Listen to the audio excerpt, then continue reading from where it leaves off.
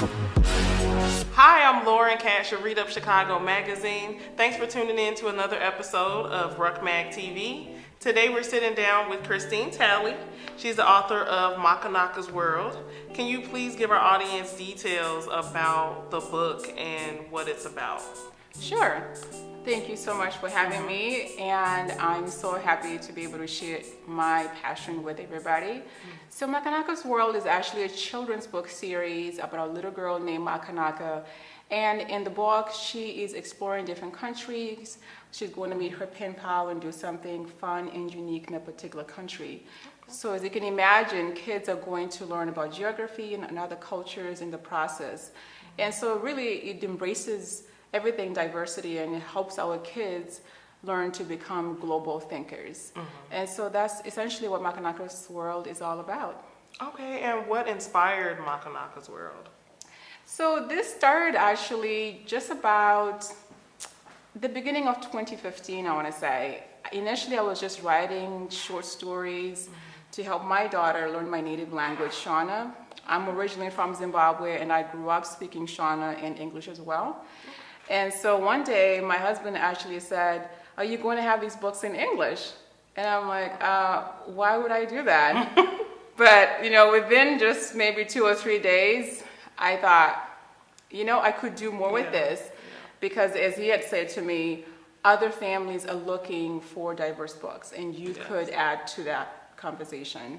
And so, sure enough, I just went to work, and I developed the character. I sought advice from people that were educators, and I just did a lot of research, just research and research 24/7. And I still do, because it's a nonstop thing. And so that's how it all started. It was inspired by my daughter, and now it's just transitioned to really, helping more and more kids, like I said, become global thinkers, because Makanaka is exploring the world, and I'm a product of the world, so to speak. So, I feel like those mental borders were already broken down years ago when I moved from Zimbabwe to the U.S., so it's just what I want everybody else to be able to see. Yeah. That's awesome. So who's the expert team behind Makanaka? So I have a couple of editors that I work with, because writing alone is never a good idea. I mean, yes, you start with a story because something ignites that idea inside you. And so, but once you have something to look at, it's always good to have another eye review it. And so for that reason, I have at least 3 editors that I work with. And the editing is actually different phases of editing. There's developmental editing, which focuses specifically on the plot, making sure the plot is actually strong. And then there's copy editing, and then there's line editing, and there's proofreading as well. So it's a very detailed process that I actually go through once I actually write a story, and this goes on for months and months and months. Revision after revision until I'm tired of looking at it. Pretty much. Okay. So you are an independent publisher. Yes. What made that the best option for you? Well, it's not so much that it's the best option, but I personally have an entrepreneurial mind, and entrepreneurship just excites me. When I read articles, when I listen to podcasts around entrepreneurship. So when I was doing my research about publishing, and I learned about traditional publishing and independent publishing, and I just felt that I wanted to be the leader in creating this brand, this Makanakas World brand. So not that traditional publishing is not a good option, it's a great option. But I think if you have that fire and you want to be at the forefront of building something, it's no small task at all. Because remember, not only are you writing, but you're also running a business, right? So you have to build this team. So now I have those editors, and I also have an art director involved who's also my graphic designer, and there's also an illustrator. So then there's the design team, and now you've got to also think of other partners that have to be involved, like the printing side of things. What does that look like? What are those costs going to look like? So, independent publishing in 2018 is actually great because there are so many resources out there, and there are associations to support you along the way. When you get stuck, you can actually email somebody, call somebody, and I was able to find a lawyer to help me with some copyright questions, to help me with any legal agreements. So, I really feel like I'm on the right path. Okay. Yeah. Perfect. That brings me to the next question, actually. What are some of the resources and ways that people who are looking to publish, what are the resources and finances and things? How can they get to those things? Okay, so that's a multi-pronged question, Okay. and that's probably an hour long by itself, but I'm gonna try to just, shrink it down a little bit. So let's say that you have determined which path you're going. And if you're gonna go traditional publishing, you know that you're gonna need to submit your story to agents, because traditional publishing houses do not accept what they call manuscripts, which are basically stories from writers. They have gatekeepers, and so you send those to that agent, and hopefully the agent is in love with your work, because remember, J.K. Rowling, we've heard her story. Yes. Harry Potter is alive and a multi-billion-dollar franchise, but it took her years of being rejected over and over again by agents. So it's not that it's a bad thing to go that way, but understand the process involved and the steps you need to take to prepare for that. And then also, if you go the route of independent publishing, then you want to look into associations like the IBPA, which stands for Independent Book Publishers Association. They've been around for 35 years. They are based in California, but they have an amazing conference once a year, and they have webinars and tons of resources. I found my intellectual property attorney because of them, and I actually found several other resources because of them. And like you can email or call these people, have a question, they're right there. But also Facebook groups. I'm a member of several Facebook groups with authors, whether they're independent publishing authors or traditional publishing authors, because at the end of the day, we're also trying to fine-tune our craft. Writing is a craft, and you have to build that muscle, and you've got to be around other authors. Join other associations specific to the writing itself. Go to a retreat maybe, and maybe even take a course on writing. But reading is very important, because if you're not well read, it makes it hard for you to find words to put together, because you just go dry, I guess. Right. Okay. So you definitely have to read. And then I think once you decide, whether you're going independent or traditional, you just stay diligent. It's just a tough road ahead, and you've got to be resilient. If you love what you're doing, you have to be resilient and persistent.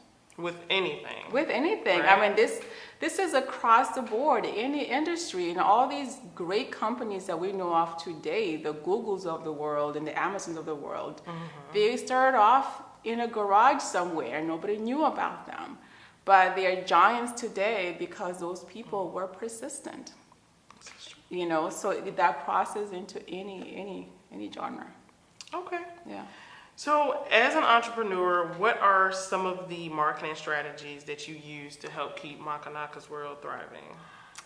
So I don't discriminate when it comes to where I need to be with Makanakas. If it means going to the farmer's market, I will be there at the farmer's market.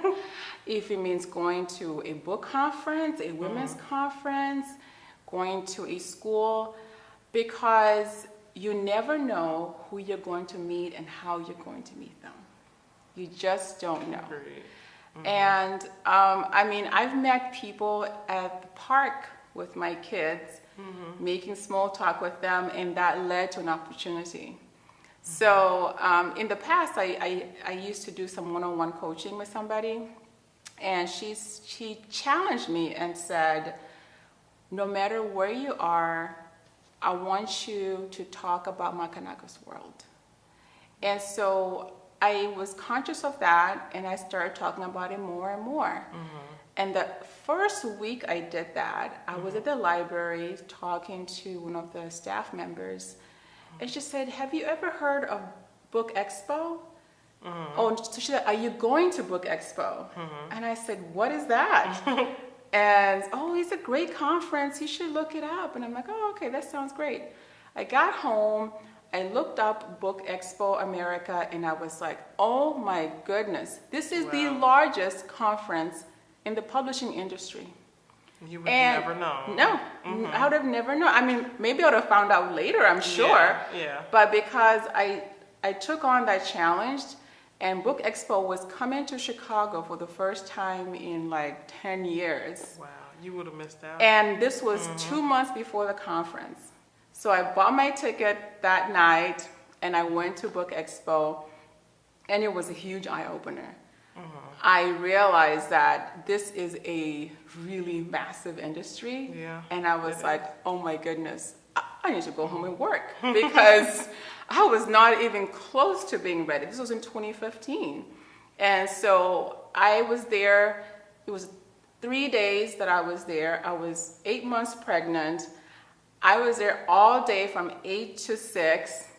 By that Friday, my legs were very sore. I was the only pregnant person in the McCormick building, but I did not care. I was there for a purpose.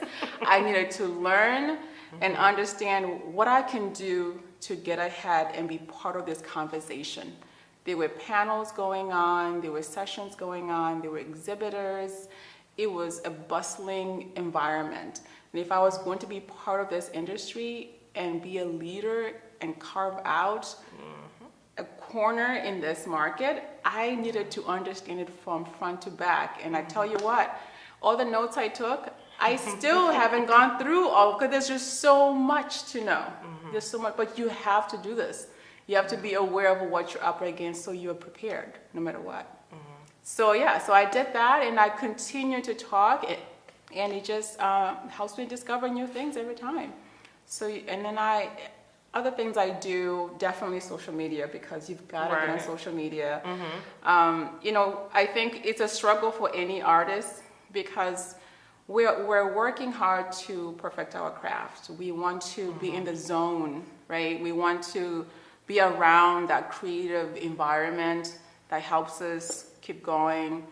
And then we've got to market ourselves too. It's like, my goodness, what else do I have to do? And then maybe you don't have enough cash to hire somebody, right? So now you have to be very creative with your resources. And so I just have slowly been doing Instagram more and more, and Facebook. And as a matter of fact, I noticed that people end up going to my website and buying the book. Wow. If I'm more active. I had a bookseller reach out to me and said, we want to carry your book in our bookstore, and she's all the way in DC. That's I would have awesome. never met her here walking You're down the connected road. all around the world. Right. So the marketing is continuously evolving, right? Because it has to continue to evolve as you discover what's working and what's not working. And as you mature as a business, I think that also changes. And I am thinking that blogging and building an email list is a priority to me at this point. Okay. Because if I'm able to keep blogging and building an email list that involves parents, librarians, and teachers, especially the teachers and librarians, because they influence what parents perceive as the right thing for their child to read, or the most beneficial thing. So you want to look for those influencers, so to speak, in whatever industry that you're in, that's going to infiltrate down to your target. That makes so much sense. Yeah. So And if I guess if you were in fashion, yes, you want people to buy from you, but maybe you're gonna go to a fashion blogger and be featured, and so that person's a figure of authority, and so then people are gonna say, oh, maybe I should follow this style. Or if you're a photographer and you went to not a photographer, but someone who produces, say, cameras, right? Yeah. So if you're a camera maker, you're gonna go to the top photographers Right. and hope that they blog about your camera, your Nikon something, and we're all buying Nikons because it's essentially it's an ad, but it's a subtle ad, right? It's not like a in your face. But it can reach so many though. Yeah. Even like that. Reach so many people. What's next for Makanakas World? Oh, so I'm currently working on the next book, and I've been working on it actually for some time. And I try to plan the future titles in my mind, like 3-4 ahead. So as it is, in the first book, Makanaka is going to Morocco. And so the kids are going to learn a little bit about that environment, about that culture a little bit. And in the next book that I've been working on, she's going to Zimbabwe. Like I mentioned earlier, I'm from Zimbabwe, so this is kind of special in that way because she gets to explore my home. And in the future, she'll be going to Brazil and Nigeria and, She's traveling. several places. Cuba is a favorite of mine, so it's going to be in there eventually. And Dubai, got a list. She's going to be, hopefully I have at least 2 a year, but it takes time because once I finish my writing and the editing is done, the design team needs several months as well to, That's a process. to tell the story as well. In pictures, I should say. Who's your age demographic? And so the target age is actually children 4 to 8. Okay. But I always tell people it's kind of subjective because kids at that age, they're in transition. They're being read to, and they're learning how to read. Some kids are reading by the time they're 7 or 6. Some kids are not.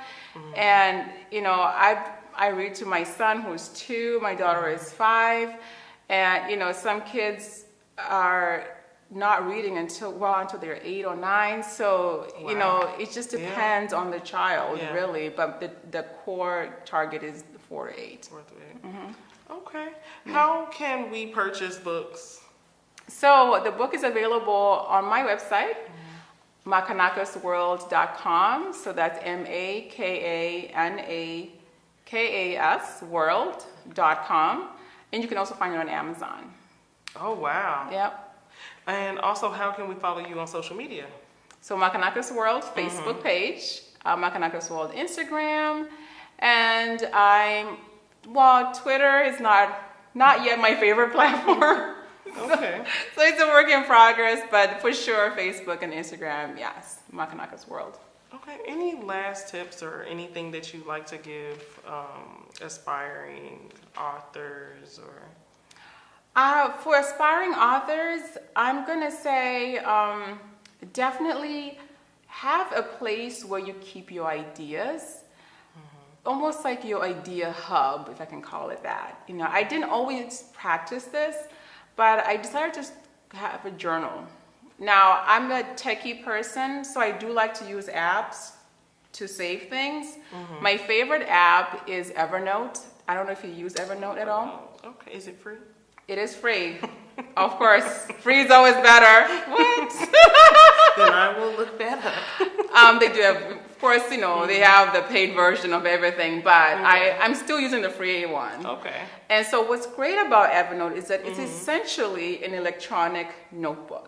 Okay. And I have so many categories in there. So I have everything from just simple ideas. I have a category for marketing, for PR, for social media stuff. I have at least 15 notebooks now in my Evernote, maybe more, because I found that if I just keep dropping things in this one big bucket Yeah. when I need it. Things Now get I'm lost. sifting through all this stuff, right? Yeah. But if I know that it's going to be under the notebook Amazon, I'm going to go to Amazon Yeah, notebook. yeah. It's a no-brainer, you know? So it helps me keep things organized. But here's the other thing about it. If you were reading an article, and this article you're reading, let's say it's a Wall Street Journal, I don't know, it's whatever article you're reading, and it's a really good article, you want to save it for whatever reason, for another idea, you can drop that article in your Evernote in the specific notebook that pertains to that subject matter. That's awesome. And if you were walking around and you saw an image of something, a monument that's so cool, and you want to use it as inspiration for your next lookbook or whatever, you can snap a picture of that and drop it in your Evernote in that notebook that pertains. Evernote is a very, very useful tool. I mean, there are just so many things you can use to keep yourself organized, especially when you're an entrepreneur, you're running a business on nothing but you. Right? So you want to keep things as organized as possible. And this is not sponsored by No, them. not at all. Be. I wish. It could be, but it's not.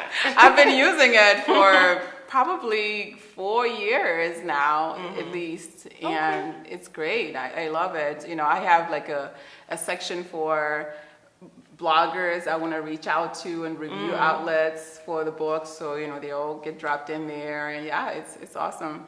All right. And then another thing I would also add is, so I was talking about the journal earlier. Yeah. Right, and you gotta have a journal that also kind of inspires you to open it up, right? Yes, so it's my very journal pretty. that I love purple. chose says, "If you can dream it, you can do it." And this is a quote from Walt Disney, and we all know Disney World, Disneyland, and so you know he created that from nothing. Right. And now it's a worldwide thing. Everybody wants to go to Disney World, you know. So I look at people like that that started off. They grew up in really like simple environments. They were not rich by any means. They were a farm boy, farm girl, or whatever. And you know, it's like, okay, if they can do it, I can do this. Right? Yeah. So in my writing, so I write children's books specifically at this point. Okay. And so I tend to jot down a book idea. And it started out with me participating in something called Story Storm, and this is a writing challenge where for 30 days you write down one book idea every day. So you don't have to write the actual whole story. You're just writing a quick idea.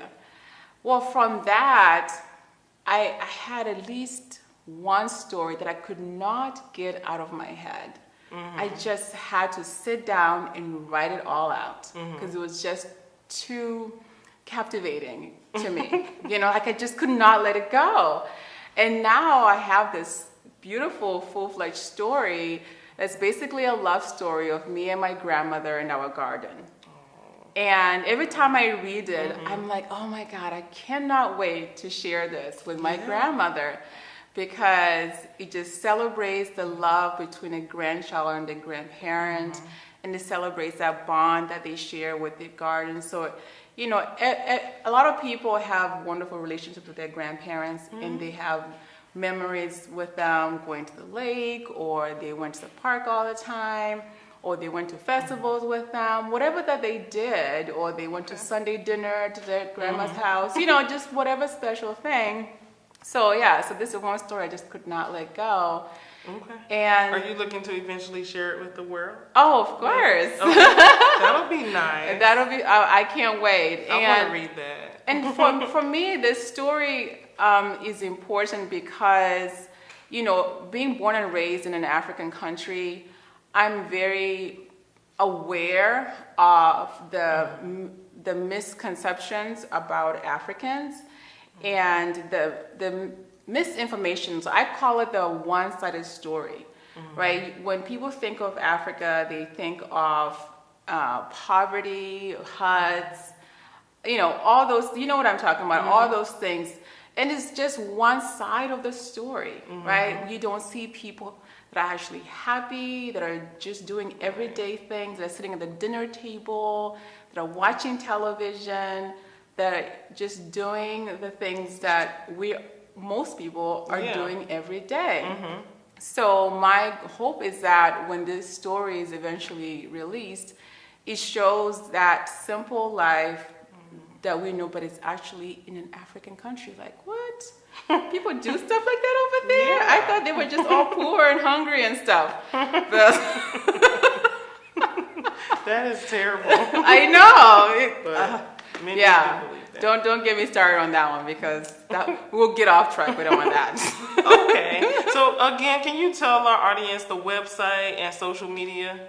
Definitely. So makanakasworld.com is my website. You can go there. You can see what I'm doing, purchase the book, share the book with anyone that you feel will be happy to receive it or will find it beneficial for their classroom, for their library, for their family, any of that. And also, again, on Facebook, Makanakas World, and on Instagram, Makanakas World. Okay, awesome. Thank you so much for sitting down and sharing this book with us. My daughters love the book. We've read it so many times. I think it's a really nice concept, and we get to, at the end, we get to pick and say, where do we think she's going to go next? Yes. So we love doing that. I like that. And thank you so much. Thank you again Thank for you. your time. I had a great time. Thanks for having me. And you guys, please subscribe, and don't forget to follow us on social media at RuckMag. Thank you.